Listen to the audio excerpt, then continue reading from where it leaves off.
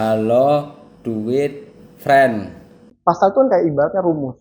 Barang Hmm. siapa dengan sengaja ini masukin rumusnya, poinnya masuk, masuk nih barangnya. Ya, Tapi tiap tahapan belajar. hmm. Nggak boleh kita ngerasa cukup belajar. Bikin usaha seperti apa? Kita marketing, operasional kita pikirin, sampai yang kecil pun juga pasti kita pikirin. Yang banyak yang nantinya mau menaruh harapan di kita kan. Ya. Semuanya pasti berapa?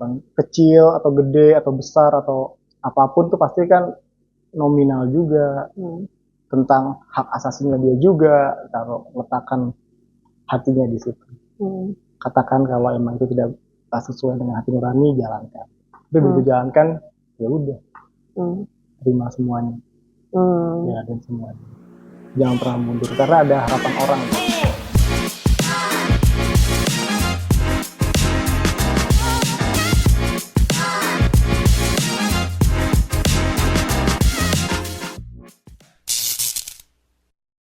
Hai Duit Friends, kita ketemu lagi kali ini dengan profesi yang berbeda dari sebelum-sebelumnya dan tentunya akan memberikan banyak insight buat kita semua.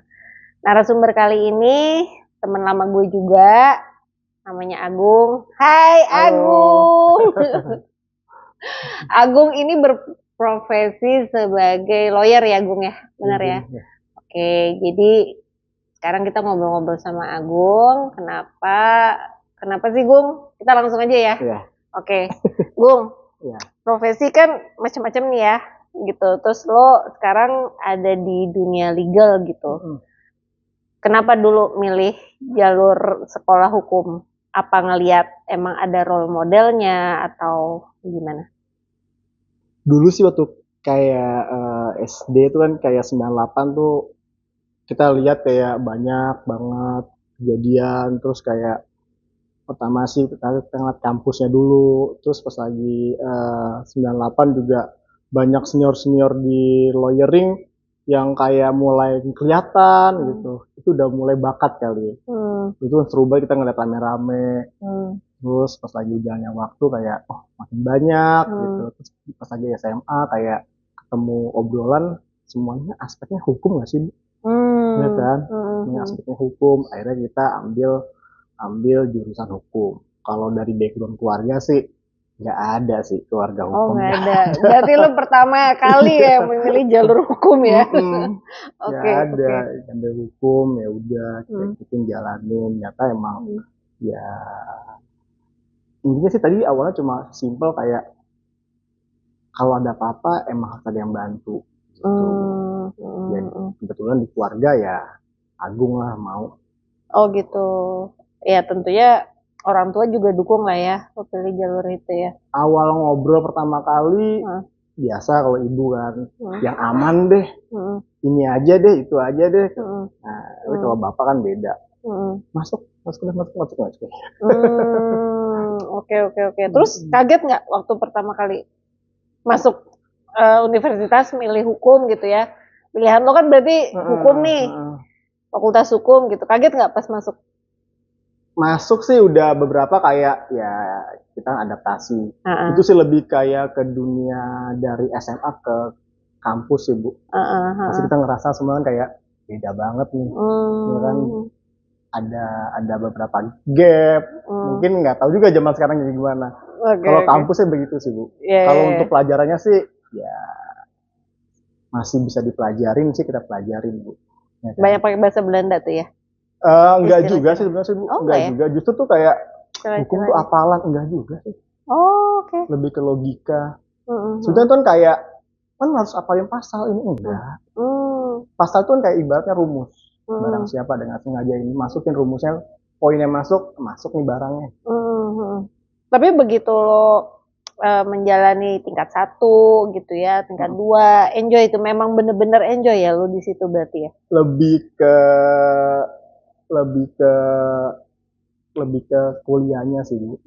Berorganisasi, ketemu orang, ini itu lebih ke situ sih kalau ngomongin ke ininya sih. Tapi kalau untuk akademisnya ya semuanya kita pelajarin kayak gitu. Jadi gini nih. Jadi selama ini seperti ini nih.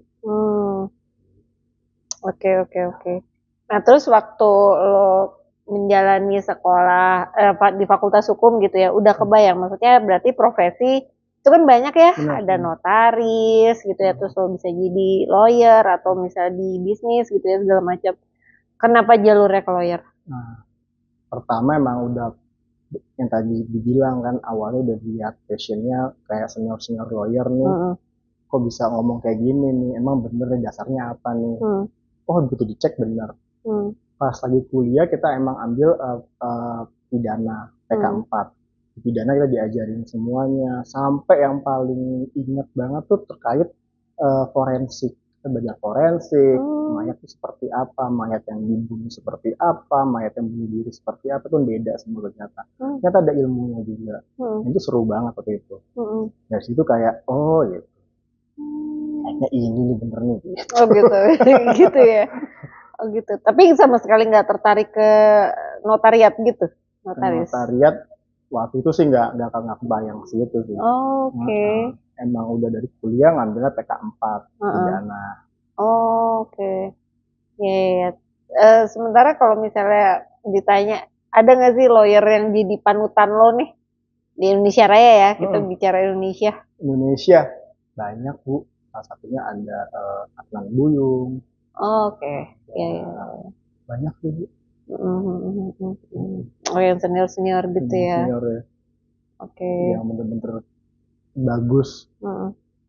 Ya profesinya sih kan official dulu ya terhormat. Cuma kadang-kadang kan ada beberapa kayak oknum yang kok begitu sih, kok jadi kayak gitu sih lawyer gitu. Tapi sebetulnya sih kalau dari pendidikannya sih yang ditanam nggak itu sih.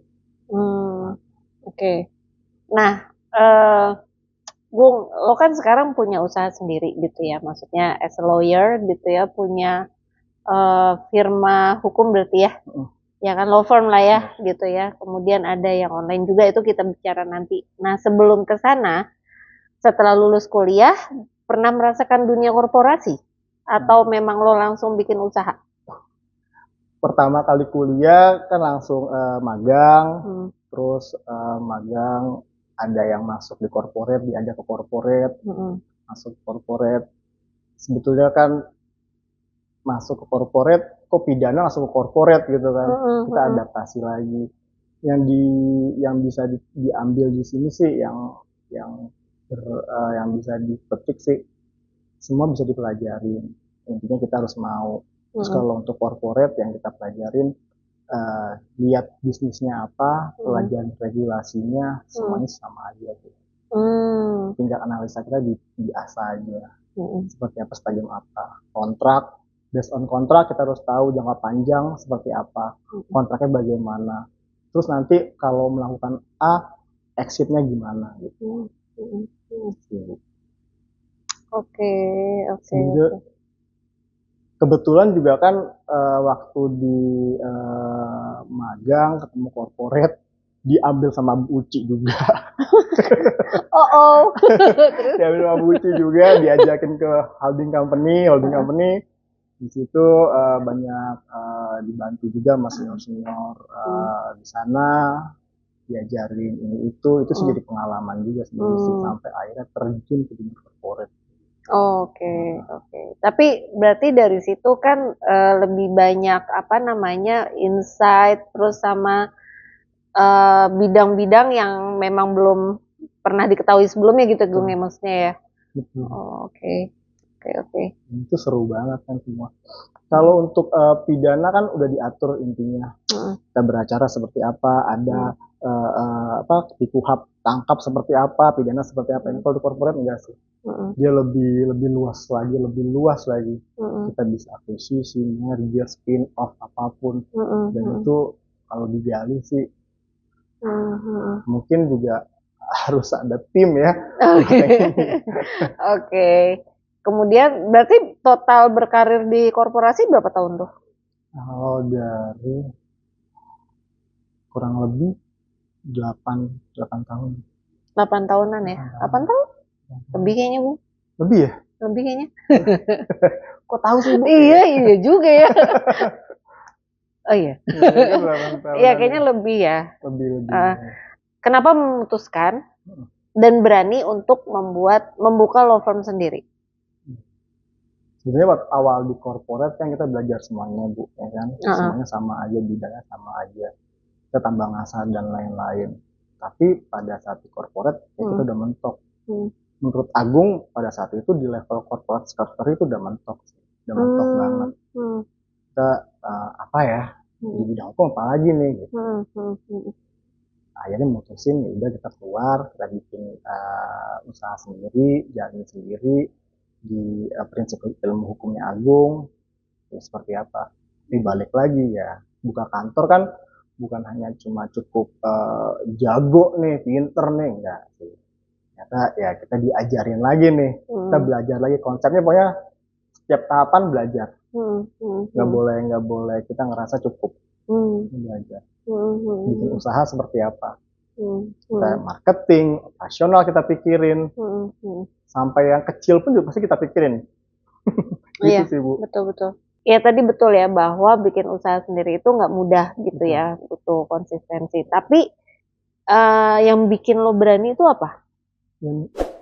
Satu kayak mungkin ada dorongan dari keluarga yang oke, go ahead, jalan. Itu sih. Itu modal awal tuh bensin sih. Bensin awal. Karena begitu kita buka corporate, buka lawyering, buka kantor, semua kan jalannya berarti kan ke kita semua nih. Apapun masalah itu kita semua. Dan di lawyering itu begitu kita ngomong sama klien A, ya emang harus ini. Ya kan? Jadi nggak boleh ini. Makanya semua harus kita juga. Jadi kenapa kita berani ambil, satu karena ada dorongan dari keluarga, dua karena passion kita. Karena kalau buka kantor tuh tetap buka kantor kan. Kalau nggak ada dorongan, nggak ada bensinnya sih kayaknya susah sih emang. Itu yang memberanikan Agung untuk bikin usaha sendiri gitu ya. Oh ya Gung, tadi aku sempat mau nanya, tadi Agung sempat mention gitu ya, ketika udah di posisi masuk ke Korsek gitu, corporate secretary, itu kan istilahnya sudah mentok tuh dalam artian apakah pekerjaannya akan begitu-begitu aja atau maksudnya ini secara jenjang karirnya atau secara lingkup pekerjaannya? Oke.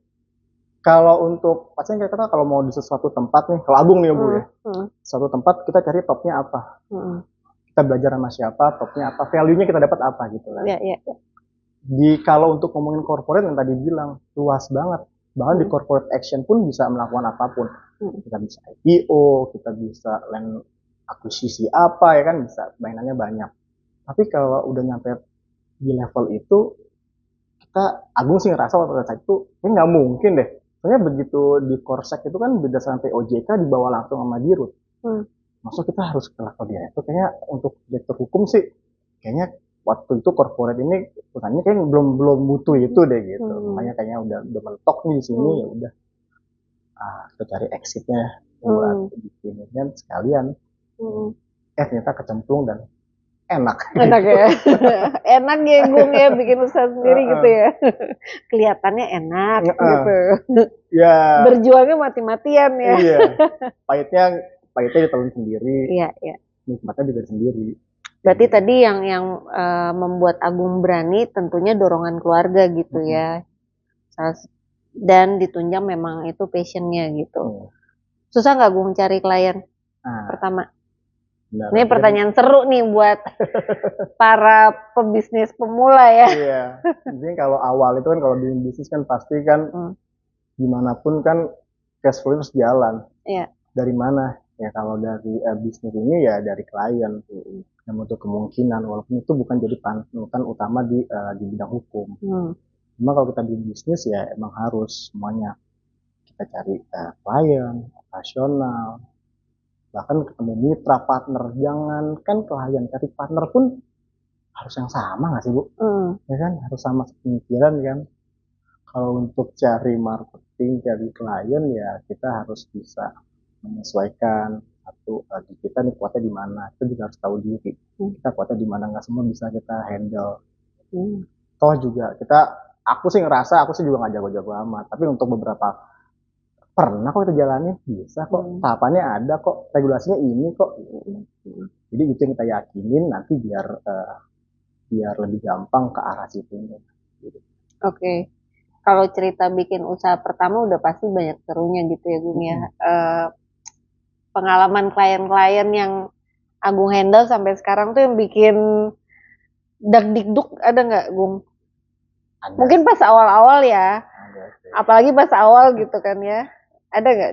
Sudah Boleh ceritain nggak? di kantor tuh kan ada beberapa case yang nggak kita pegang. Kita juga ada beberapa case yang kita memang pro bono di kantor juga seperti itu. Tapi emang syaratnya satu harus yang teraniaya, dua emang dia benar-benar tidak mampu. Itu sih Bu. Sorry Gung, itu kalau law firm memang harus ada syarat, memang harus ada pengerjaan yang pro bono atau enggak, pilihan aja? Pilihan aja sih, Oh, nggak oke. diharuskan sih, nggak ada kewajiban. Tapi secara moral sih harusnya sih secara Ada ya? Oh, oke. Oke. Pernah handle kasus itu atau Nah, salah satunya ada beberapa tuh ternyata nggak sesuai sama. Jadi kalau di kita kalau emang udah sesuai sama ceritanya si klien, kita tulis dalam kuasa seperti apa, kita mendengar cerita. Tapi beberapa begitu masuk dalam persidangan kok berbeda gitu. Itu sih yang kadang-kadang. Makanya di sini mungkin juga dibantu kalau emang percaya dengan lawyernya diceritakan sejujurnya. Itu poin penting sih. Di situ bukan hanya mengadu nasib si klien, tapi juga si lawyer ini sesuai sama hati nurani nggak dengan ceritanya. Karena dia bisa juga exit. Kasus ini nggak sesuai nih. Walaupun di dalam lawyering ini kan yang kita bela hak hukumnya aja nih. Hak hukumnya sebetulnya Bu. Bukan kayak kita bela nih harus nih menang nih gitu, enggak. Hak hukumnya yang kita bela. Tapi di sini juga makanya penting juga komunikasi kita gali juga. Makanya dari si kuasa hukumnya, dari pengacaranya pun juga harus bisa gali apa nih poinnya nih, maunya kayak gimana, kasusnya seperti apa, itu semua sama lah ibaratnya dokter, semua batuk, ternyata yang ini beda, yang ini ada virusnya, yang ini. Oke. Gung, tadi kan Agung bilang bisa exit terus melihat sesuai hati nurani. Ini menarik sih ya, karena mungkin kita banyak melihat di film-film juga gitu ya. Nggak, biasanya kan kalau misalnya tadi bicara exit, kalau misalnya pertama harus diceritakan sejujur-jujurnya gitu kan, oke. Tapi kan kita nggak pernah tahu apakah dia udah bener-bener jujur atau enggak. Terus kalau tiba-tiba di tengah ketahuan bohong gitu, itu bisa mundurkan diri si lawyer? Bisa apabila bersentuhan dengan hati nurani. Gitu. Makanya itu poin. Itu pilihan berarti? Iya. Pilihan si lawyernya, apakah dia tetap lanjut atau dia mundur gitu ya? Oh, oke. Mohon maaf sebenarnya apabila kayak case-nya misalnya kayak apa? Kayak di dalam pernyataannya si prinsipal ngaku enggak, bukan kita tuh yang bunuh, bukan ini tuh. Buktinya lengkap, saksinya jelasin iya. Kan pasti ada benturan nih.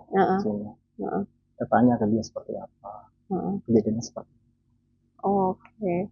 Berarti lawyer juga bisa ya, begitu dia tahu, oh ini, begitu dia melihat gelagat ataupun dia tiba-tiba tahu bahwa itu ada sebuah kebohongan, dia bisa mundur tuh ya?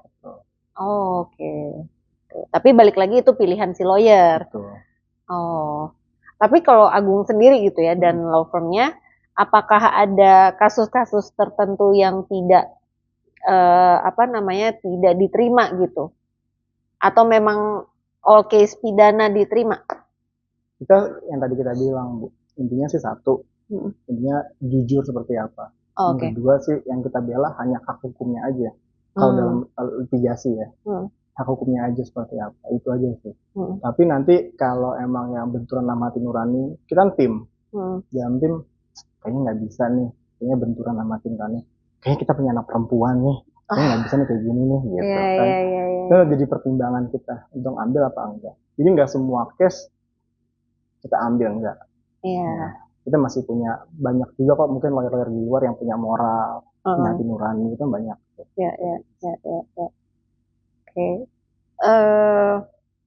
Oke. Tapi pernah nggak Gung dari sisi case yang pernah Agung terima gitu ya kasusnya, udah tahu bahwa oh orang ini guilty nih, bersalah gitu ya sebenarnya gitu, tapi tetap dilakukan. Kalau tadi kan pokoknya kita berbicara masalah hukumnya gitu kan, Betul. tapi tetap maju sebagai pembela, sebagai lawyer gitu. Ada nggak? Ada sih Bu. Ada ya. Ada sih. Tapi kan kadang-kadang kan ada challenge tersendiri kan. Ya. Kayak dia salah tapi maunya apa gitu kan. Mm-mm. Ibaratnya kalau udah bajingan tengik nih gitu. Maunya apa bebas. Nah itu balik lagi ke si prinsipalnya seperti apa. Mau terima apa enggak. Seru ya Gung ya. Seru. Karena berhubungan sama manusia pasti seru sih. Iya benar banget. Berhubungan sama manusia itu memang seru ya. Kompleks loh. Kompleks. Iya. Oke. Tapi pernah nggak nanganin kasus yang sampai berbulan-bulan? Paling lama berapa lama Gung? Sebetulnya sih kalau untuk di pengadilan itu kan udah ada aturannya ya. Maksimal 6 bulan. Tapi kan sebelum ke proses ke sana kan ada prosesnya nih di kepolisian, di kejaksaan, tahap seperti apa gitu. Oke. So far yang paling challenging apa nih Gung yang ditanganin? Maksudnya nggak usah spesifik kasusnya, tapi di bidang apa? Yang tadi Agung bilang lebih kompleks tuh lebih di transaksi sih. Corporate action tuh lebih kompleks sebenarnya. Karena kalau apapun kan udah diatur. Bukti itu apa udah diatur. Acaranya seperti apa udah diatur. Prosesnya ini tahapannya sama aja semuanya. Mau di proses yang rendah sampai yang tinggi pun sama aja. Ada acaranya seperti itu. Sampai kemana juga ada. Cuma kan kita bisa lihat lagi di sini seperti apa. Tapi kalau untuk transaksi sih luas banget sih. Makanya kayak bisa berapa tahun di corporate tuh kayak besok ada lagi ini. Bidang usahanya beda. Bidang usahanya beda nggak gitu. Kadang-kadang ada pertanyaan juga nih dari mungkin juga dari mahasiswa baru yang mau apply kerja ke corporate seperti apa. Kayak ini bidang usahanya misalnya kita IT. Pernah nggak ngurusin IT? Gitu. Sebenarnya kalau dia emang bagus anaknya, rajin, tekun, itu tuh bisa dipelajarin. Jadi dia pelajarin dulu aturannya seperti apa. Aturannya ini. Nanti tinggal dia asah aja. Dia asah, dia pikirin dari IT ini potensinya apa, resikonya apa. Terus dia perusahaan ini dia bermitra dengan siapa. Dia partnernya nanti siapa. Pasti kan internal, eksternal, sama mitranya seperti internalnya siapa? Internalnya mungkin karyawan. Karyawan seperti apa? Ini perusahaan bagus banget nih. Ini nyiptain A, B sampai Z nih.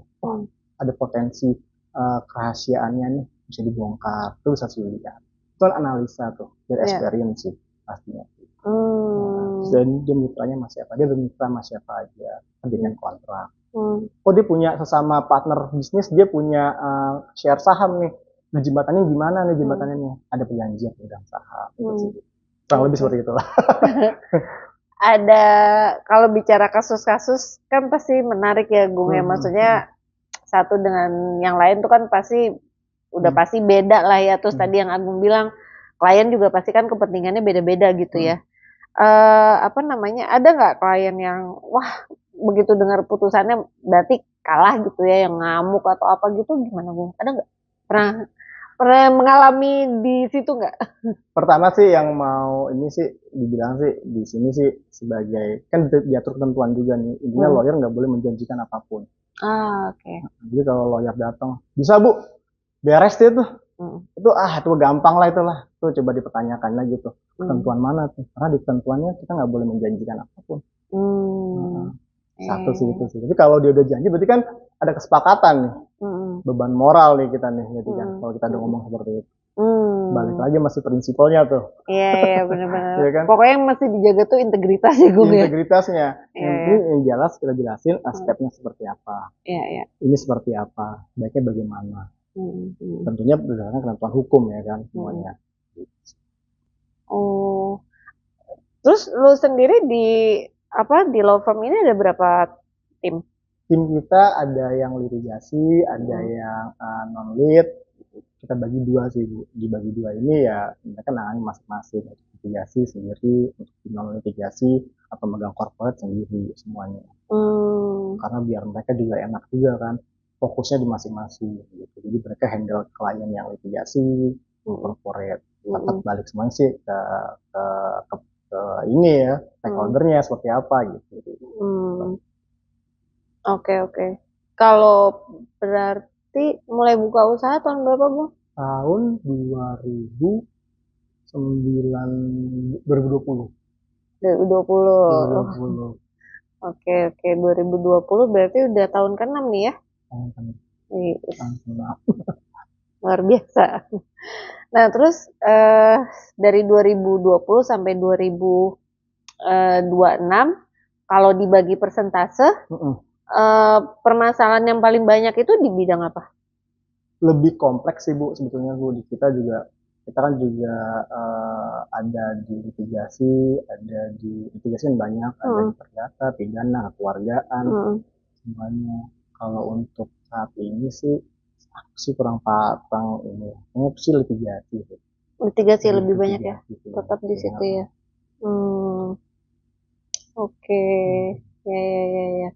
Terus Gong, selain law firm, apakah ada usaha lain mungkin yang bisa di-share ke teman-teman gitu ya, gitu kan? Sebetulnya sih kalau untuk usaha sih nggak ada sih. Agung juga cuma coba apa ya gitu ya. Kayaknya kalau kerjasama lebih gampang nggak sih Bu? Oke. Mungkin ada orang punya usaha apa bagus atau apa itu mungkin bisa ya. Kalau untuk kerjasama bikin usaha lain sih Agung sih nggak berani sih. Nggak berani. Kalau yang itu, yang satu lagi yang konsultan itu, Konsul hukum, kalau konsul hukum itu sudah sih apa namanya, kasih tahu ke teman-teman dong. Ya namanya konsul hukum. Konsul hukum dot. Konsul hukum aja sih Bu. Konsul hukum aja. Konsul hukum itu sih sudah sih kayak ngebantuin perusahaan-perusahaan yang level menengah bawah, kita bantuin. Jadi kayak kita, atau UKM ya? Ya. Kayak kita baca gambarannya kayak begitu mereka usaha tuh kayak kita usaha aja dulu lah, kan nggak tahu. Ini potensi loh ini. Potensi kalau nggak dijagain, nggak dilindungin, nggak dipikirin, banyak potensinya lagi nanti yang menghambat. Harusnya dia misalnya dapat go up-nya dari dana dari investor atau apa, begitu dia nggak pikirin itu, investornya males, dia mau. Harusnya perusahaannya bisa berkembang di beberapa wilayah jadi nggak bisa karena legalitasnya, karena ketentuannya, atau dia mengikat dengan kontrak yang mana gitu kan. Jadi dia nggak bisa kembangin perusahaannya. Itu kan kadang-kadang kan pelaku UMKM ini kan mereka kreatif banget mereka nih. Betul. Saking kreatif tuh kayak ya kita bisa lihat lah apapun perusahaan kayak Google dari mana, ini awal dari mana, semuanya kan bisa lihat. Itu dari perusahaan yang biasa. Kan jadi perusahaan gede. Kan makanya dicoba kita kasihin penjelasan kalau kalian tuh butuh loh sebetulnya aspek hukum loh. Itu penting loh ini, sekalian bisnis, sekalian produk jasanya ini, aspek hukum ini penting loh gitu. Iya banget ya kan, apalagi supaya usahanya kan berharapnya tentunya usahanya bertambah besar gitu ya. Betul. Nanti bisa kita cantumin konsul hukumnya Agung gitu ya, nanti di caption bisa ke situ kalau berminat gitu ya Gung ya. Gitu. Oke Gung, berarti usaha kecil itu usaha menengah dan usaha kecil gitu ya, jatuhnya yang bisa konsul hukum itu ya.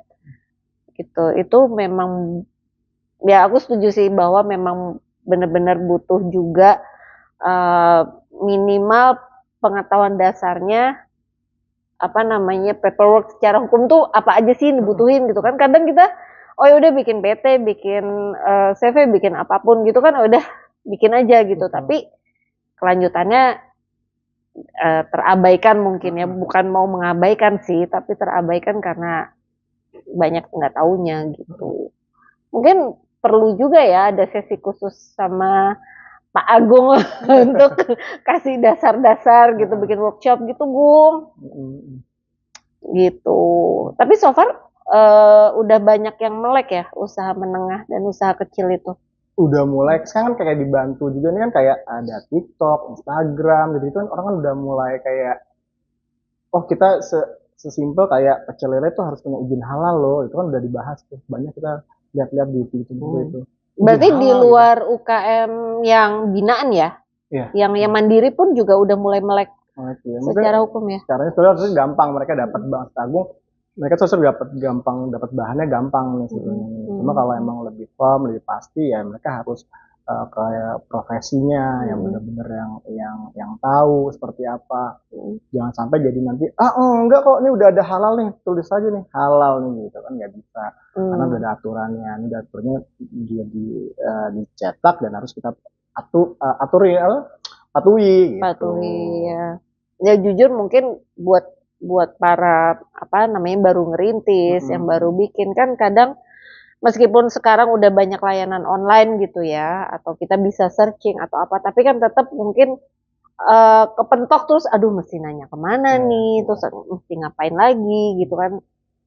Sementara buat ngembangin usaha juga butuh tadi ya paperwork hukum gitu kan, untuk kita bisa narik investor gitu-gitu itu. Kayak emang bener sih gitu, maksudnya butuh banget tuh gue untuk bikin-bikin apa namanya edukasi kayak gitu ya. Oke. Yang konsul hukum ini barengan sama law firm-nya Agung bikinnya? Sebetulnya itu kan satu ini aja, cuma kita bedain aja sih Bu. Dari yang ini untuk yang buat yang UMKM aja, yang ini buat yang bebas. Oh gitu. Oke. Udah banyak Gung yang datang ke konsul hukum Ya dari ada aja usaha. sih. Mungkin kita juga bukan kayak level senior yang udah top banget tuh yang udah datang sendiri, enggak juga sih. Tapi beberapa ada juga. Kita juga punya organisasi yang naungi beberapa UMKM, ya itu makanya kadang-kadang kita kasih advice free, gratis, kita kasih bantuan seperti edukasi apa, yang kayak gitu-gitu ya. Oke. Itu sebenarnya bisa buat awareness juga tuh ya untuk brandnya Agung gitu ya, gitu bahwa ya tapi memang itu dibutuhin sih Gung. Honestly ya, sejujurnya. Kan? Bener. Oke. Karena dari UMKM ini kayaknya banyak banget sebetulnya Bu, kayak yang beberapa yang harus dijaga sama mereka nih. Kayak sesimpel kayak resepnya apa nih, kan dia yang punya nih, harus dijaga nih. Kalau ini tahu semua ya gitu. Kenapa orang kaya bisa kaya banget, karena dia nggak banyak yang tahu gitu. Kalau ini jadi tahu kan jadi umum jadi gitu. Ini harus dijaga. Kadang-kadang mereka kan punya ide bagus, di share ke si X. X kayaknya kita tambahin dikit kayaknya bisa nih gitu. Jadi nanti bla bla bla bla by X gitu kan. Itu kan idenya si dia nih, kasihan nih gitu, harus dilindungin gitu. Nah, itu tuh yang menarik tuh ya Gung, siapa yang punya ide, terus siapa yang merealisasikan gitu kan, atau siapa yang akhirnya lebih kenceng, akhirnya muncul namanya dia gitu. Kalau kayak gitu misalnya terjadi sengketa gitu ya, itu kan berarti sengketa entah merek atau logo gitu kali ya mungkin ya. Itu gimana tuh Gung? Kalau untuk merek Bu, memang ketentuannya sebenarnya udah diatur tuh ketentuan seperti apa. Intinya kalau ketentuannya di dalam merek itu sih clear, siapa yang mendaftarkan terlebih dahulu, itu pemegang mereknya. Itu sih clear banget. Jadi siapapun yang memegang merek terlebih dahulu, itu dia yang memiliki. Lain dengan intelektual dari kita punya ide seperti apa dan itu sebetulnya melekat ke si prinsipalnya sendiri. Begitu dia memberikan atau muncul ide itu udah diimplementasiin, itu melekat ke dia. Tapi di negara bisa mencatatkan saja. Tapi selama kita bisa membuktikan, kalau enggak tuh bukannya dia tuh yang duluan, kita tuh yang duluan. Ada nih ini lengkap semua buktinya, itu bisa. Oke. Emang kalau di Indonesia itu kan hukumnya itu kan jadi argumen plus bukti. Jadinya nggak bisa argumen aja, jadi harus tambahin bukti-bukti yang ada gitu sih. Sekarang itu kan Gung ya, kalau misalnya dilihat sebagai pemirsa gitu ya, apa namanya kan banyak sengketa-sengketa itu muncul justru karena belum ada yang mendaftarkan gitu kan, tapi udah rame duluan nih karena ternyata salah satu mengklaim dia yang usahanya paling kencang ya, dia yang berhak memegang merek tersebut gitu, tapi posisinya belum didaftarkan gitu. Berarti kalau kayak gitu bisa maju ke perselisihan atau sengketa itu setelah ada pendaftaran atau gimana? Betul. Jadi membuktikan siapa yang terlebih dahulu. Intinya cepet-cepetan daftarin berarti ya? Benar, makanya kita jagain dari si UMKM ini biar mereka nggak kehilangan hal tersebut. Iya, supaya tidak ada orang lain yang mengklaim gitu ya. Iya, kadang-kadang mereka anggap gampang aja kayak, enggak, perusahaan kita gini-gini aja, yang penting kita bisa bayar karyawan, operasional, selesai. Tapi nggak tahu kan, kadang-kadang itu kan rencana manusia, Tuhan kasih rencana lain. Itu yang kita jagain, kita bantu di situ. Itu kenapa konsul hukum kita buat. Oke, Gung, berarti sekarang dari sisi usaha kecil menengah atau menengah ini udah lebih melek gitu ya terhadap ini mereka ya, brand mereka ataupun si merek mereka gitu ya. Nah, gimana sih cara mereka supaya menjaga apa namanya si brand sama logo mereka ini supaya tidak diambil sama orang lain gitu? Apakah ada jangka waktunya atau gimana? Kalau untuk tadi merek kan emang harus didaftarkan. Itu cara pendaftarannya seperti apa? Kita bisa mau bantu ke Kemenkumham bagian merek. Itu ada webnya semua jelas. Pembayarannya biayanya berapa ada semua. Tapi kalau ngerasa, aduh, kok nggak pandai nih kita begini nih. Dari profesi hukum juga ada tuh satu profesi yang emang ngurusin hal tersebut. Itu bisa juga minta bantuan hal tersebut juga bisa sama rekan-rekan profesi itu. Terus kalau untuk kita punya rahasia dagang atau punya ide sesuatu, itu emang harus diprotek banget. Bahkan ide kita share ke keluarga atau itu harus kita jaga banget. Kalau nggak ini, Aku dicuri idenya ya. Kadang-kadang kita share ke teman pun juga, kadang-kadang juga harus jaga banget. Makanya nggak sedikit orang begitu kita kasih info hal tersebut, dia mau presentasi ini. Kita punya ide acara seperti ini. Tapi kita mau presentasi, tapi tolong dong tanda tangan NDA-nya dulu, kerahasiaannya dulu dong, biar sama-sama jaga. Nggak apa-apa kita nggak kerjasama, nggak apa-apa. Mungkin, tapi kan idenya tetap harus melekat ke si prinsipal yang buat. Itu kan fair, itu lebih adil sih. Nah, itu kan, tapi kenyataan banyak yang dilanggar ya, Gung ya. Tapi kadang-kadang juga si prinsipal kayak, duh kok apa nggak enak ya kayak gini ya? Nggak apa-apa, ini common kok, ini biasa aja kok. Di luar hal ini biasa aja kok. Nah, cocok-cocokan kerjaan nggak apa-apa lah. Tapi kalau masalah ide diambil kan itu kan lain cerita ya kan. Jadi potensinya juga nggak enak, seperti apa gitu. Apalagi ide kreatif itu susah loh bikinnya ya. Iya benar. Iya, mikirin Pelaku-pelaku bentuk tuh, logo, warna gitu-gitu ya. Iya. Oke. Tapi good lah ya, maksudnya untuk usaha kecil gitu kan sekarang lagi banyak banget nih ya, maksudnya orang bikin usaha sendiri gitu, bahkan usaha rumahan yang bisa menyerap banyak tenaga kerja akhirnya gitu, tapi belum, ternyata secara merek usaha ataupun logo tuh belum dipatenin gitu, sayang ya kalau misalnya sampai kayak gitu ya. Karena kita juga beberapa klien kita di konsul hukum juga awalnya kayak UMKM gitu, kayak biasa. Ini begitu kayak perusahaan yang gedenya lihat, enggak nih bagus nih, dia bisa lebih tahu proyeksinya nih, dia tahu nih jaringannya kemana nih, kalau kita kerjasamain jadi bagus nih, kita megang distributor, dia bisa punya produk bagus, kita bisa lebih grow up-nya lebih enak nih gitu. Itu kan juga, makanya pelaku UMKM ini jangan kecil hati kan, kadang-kadang kayak gini mah mending mak bisa operasional aja Gung gitu. Enggak Gung, jangan salah bener ya gitu. Jangan salah. Itu kan rencana kalian, menurut Tuhan. Iya benar. Justru banyak yang menyerap tenaga kerja tuh usaha menengah ke bawah sekarang ya. Banyak ya. Pemberdayaan itu ya. Ya kita belajar dari COVID kemarin. Apa sih nggak yang dihantam sana sini sih. Iya, semuanya loh. Semua lini usaha ya.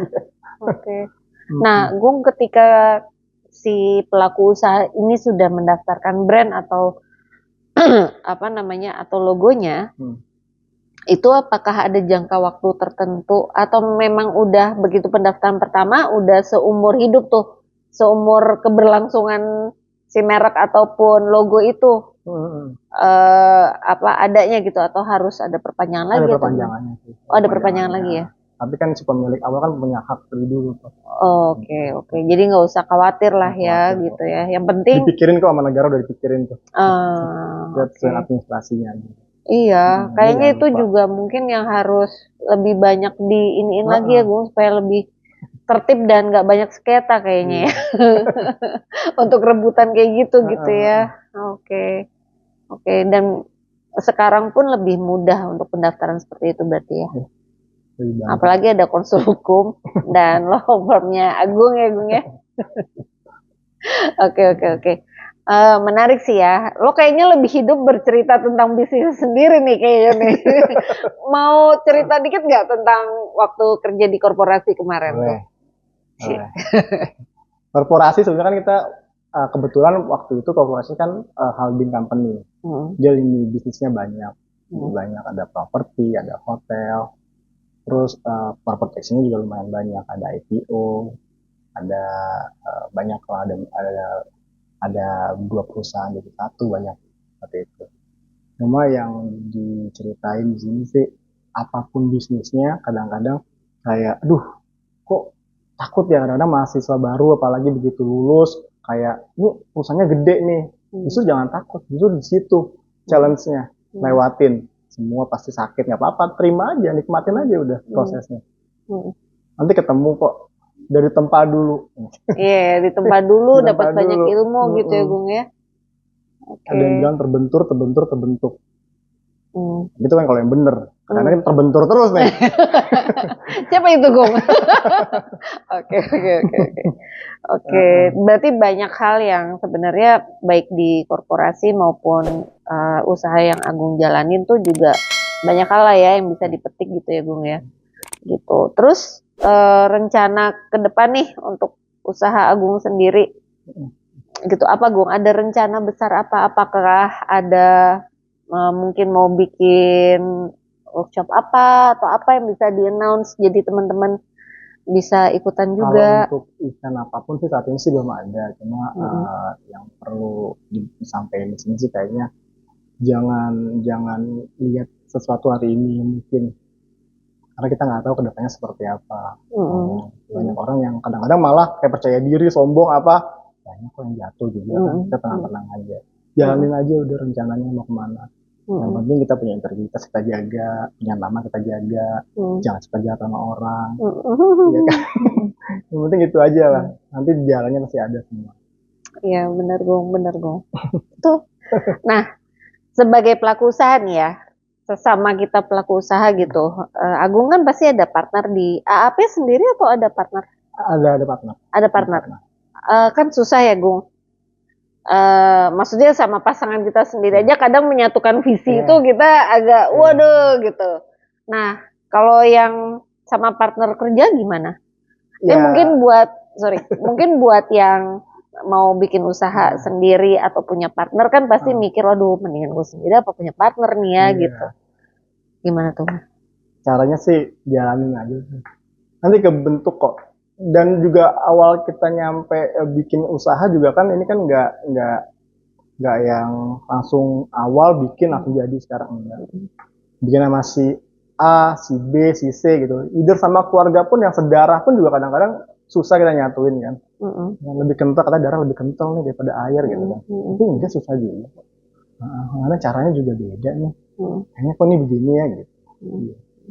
Emang ya itu challenge-nya kan kalau bikin bisnis kan, Bu. Oke. Berarti kan udah berpartner 6 tahun ya? Tadi kalau dari 2020, sekarang masuk tahun ke-6. Bongkar pasang tetap ada. Bongkar pasang partner maksudnya? Iya. Oh, Karena kita bilang cuma, kayaknya kita cocokan jadi kawan ya gitu. Iya, kan. itu Tapi nggak boleh. Tapi kita nggak boleh kita putus silaturahmi karena bisnis. Kalau enak temenan ya udah temenan aja gitu ya. Iya. Oke. Jangan ngambek, hilang, nggak ngomong kan. Ya panggil aja, bro, kayaknya kita nggak cocok nih. Sorry ya, sini aja ya gitu. Biasa lah. Gitu. Lebih fair ya. Oke. Tapi apa namanya? Untuk sama yang sekarang berarti udah berapa lama jalan? Yang ini hampir 3-4 tahun. Oh, lebih lama ya. Oke. Ya pasti ada plus minus kan, kita juga sama manusia juga. Kadang-kadang juga kita kan ngelengkapin. Aku juga nggak jago-jago banget, kadang-kadang dia ngelengkapin gitu kan. Ya, namanya juga tim kan pasti. Kayak tadi aku bilang kayaknya Agung lebih hidup ketika bercerita tentang bisnisnya gitu ya. Lebih challenging mana sih, Gung? Bikin usaha ini kan berarti udah tahun ke-6, ya berarti udah tau lah, udah kebayang nih kalau pas turun, waduh apa yang harus dilakukan gitu ya. Terus waktu kalau di korporasi mungkin saat-saat downnya pas lagi banyak kerjaan, terus ada masalah lagi baru gitu. Lebih challengingnya beda mungkin ya. Kalau Beda, ditanya lebih betul. challenging mana, dua-duanya pasti lebih sama. sama ya. Cuma kalau bikin usaha mungkin lebih ya Bu ya. Kita harus punya mental kayak lebih ya. Iya iya iya. Kayak Stresnya ibaratnya nih sampai orang ke udah bawah dibedakin rumah. terus nih gitu ya. Udah ya kan, ini kan gimana? Soalnya kan itu kan kena sendiri kan. Iya. Apalagi pasti prinsipal kan kena sendiri pasti kan. Owner pasti kena sendiri langsung kan apapun. Tapi di sini jadinya mindsetnya sih berubah. Yang awalnya kita kayak pekerja, ya udah yang penting gue kerja 1 minggu ya gue nggak mau, gue mau itu, ternyata nggak bisa. Ternyata begitu kita bikin sendiri ya 1 minggu kita kerjain, karena apapun nanti ini resikonya pun ke kita lagi gitu. Tapi kalau untuk kerjanya, kayaknya kerjanya banyak nih, semua kerjaan banyak. Sampai pelaksananya mau dikerjain apa enggak nih? Kadang kita nerima gitu, kadang yang baru maunya shortcut nggak bisa jalanin. Kalau emang itu udah harus waktunya kita kerjain, nggak boleh kasih ke orang lain, kerjain. Iya benar. Kasih orang lain nggak bisa tuh kerjain. Iya, Leader itu owner pun harus kerjain. Iya. Jadi lebih perfeksionis nggak sih ya kita ya? Betul, makanya mental harus keras juga sih Bu. Iya benar. Setuju. Tapi harus waras, keras tapi waras sih. Terus resepnya Agung supaya tetap waras menghadapi dunia perbisnisan ini gimana? Ini. Ya penting kita tahu ngebuangnya kemana sih Bu. Begitu kita drop, kita ngebuangnya kemana. Begitu kita, kayaknya kurang deh ini, tahu kita harus kemana, ngapain. Orang kan pasti beda-beda kan. Ada yang olahraga, mungkin ada yang bercerita gini kadang-kadang lewat gitu kan. Iya. Kan kadang-kadang cuma butuh lewat aja kan. Lewat aja. Ya. Cerita didengerin gitu ya Gung ya. Terus tahu pribadinya gimana nih. So kalau enggak nih, uring-uringan enggak sih kan, klien juga apa, kita juga punya keluarga ya kan, ke partner gimana ya kan, berantem terus tuh jadinya, kusut tuh. Benar. Tapi so far pasangan berarti amat sangat mendukung banget ya Gung ya. Dukung, untungnya didukung. Kalau enggak udah nggak ada minyaknya lagi nih. Itu kan salah satu bensinnya tadi ya, supaya usaha kita tetap bisa jalan gitu ya Gung ya. Oke, tapi kalau misalnya di rumah sering cerita juga, misalnya masalah, lagi masalah nih di kantor apa gitu. Soalnya sih garis besarnya aja ya. Ya kan emang case-nya kan kadang-kadang kan confidential. Oh, oke. Cuma garis besarnya aja. Lagi kerjaan nih, gitu. Dia tahu juga. Jadi dia sama tahu komunikasinya seperti apa. Oke. Nah, Agung berarti kan udah ada law firm, apa Agung tadi namanya AAP ya? AAP. Oke. Agung Afenda and Partner. Oke. Agung Afenda and Partner. Terus si konsul hukum. Nah, tadi kan pertanyaanku ada rencana besar nggak ke depan gitu. Misalnya, tadi kalau bikin event atau workshop belum ya. Mungkin kita bisa kolaborasi kali ya, Gung. Gitu ya? Boleh. Lucu tuh kayaknya.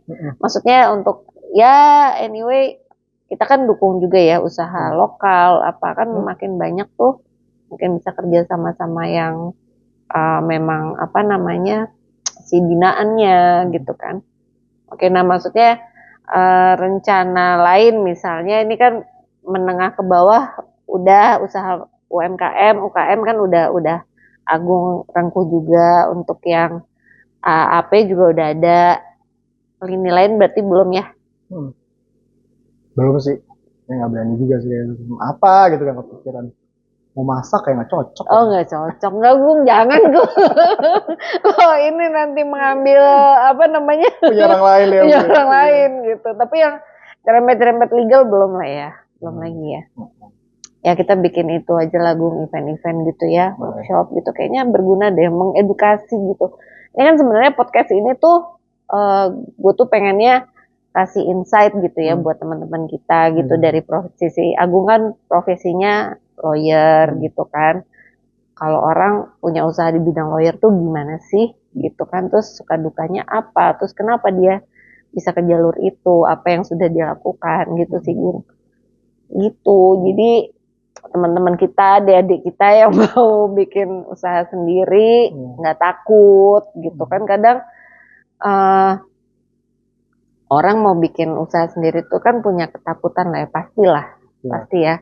Dari sisi kayak tadi Agung bilang, cari klien ya kita as an owner juga harus cari klien gitu, apalagi pas ngerintis usaha dari bawah gitu kan, jalan terus ketemu siapa gitu kan, ngobrol tanya keperluannya apa gitu. Mungkin banyak banyak juga yang nggak punya keberanian untuk itu gitu loh, Gung.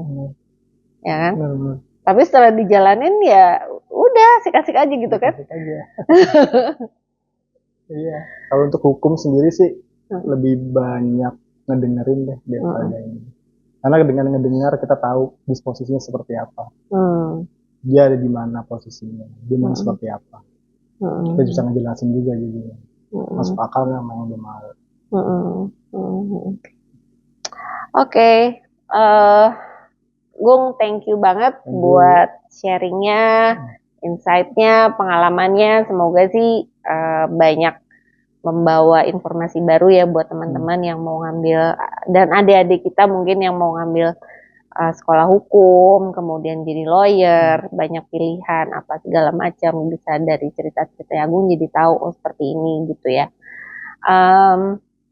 Mungkin bisa dikasih tahu lagi nih ke teman-teman Gung supaya apa namanya bisa menjadi seorang lawyer yang berdedikasi itu seperti apa sih gitu, karena kan bukan profesi, semua profesi bukan profesi sembarangan ya gitu, maksudnya masing-masing punya apa namanya punya spek masing-masing lah ya. Nah untuk seorang lawyer nih apa sih yang harus dipegang teguh gitu? Ya.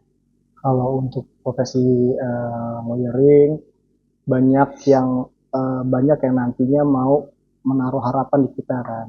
Ya. Semuanya pasti harapan kecil atau gede atau besar atau apapun tuh pasti kan nominal juga. Tentang hak asasinya dia juga, kalau letakkan hatinya di situ. Katakan kalau emang itu tidak sesuai dengan hati nurani, jalankan. Tapi begitu jalankan, ya udah, terima semuanya, jalanin semuanya. Jangan pernah mundur karena ada harapan orang gitu. Oke. Aduh. Oke Agung, sekali lagi thank you atas waktunya. Kemudian teman-teman semua tadi pesan-pesan dari Mas Agung bisa di apa namanya dicerna mungkin ya kalau memang memilih jalur sebagai lawyer. Kemudian nanti kita tulis AAP dan konsul hukum di caption ya Mas Rama, jangan lupa ya. Oke teman-teman, thank you ya Agung ya sekali lagi. Dah, sampai ketemu lagi.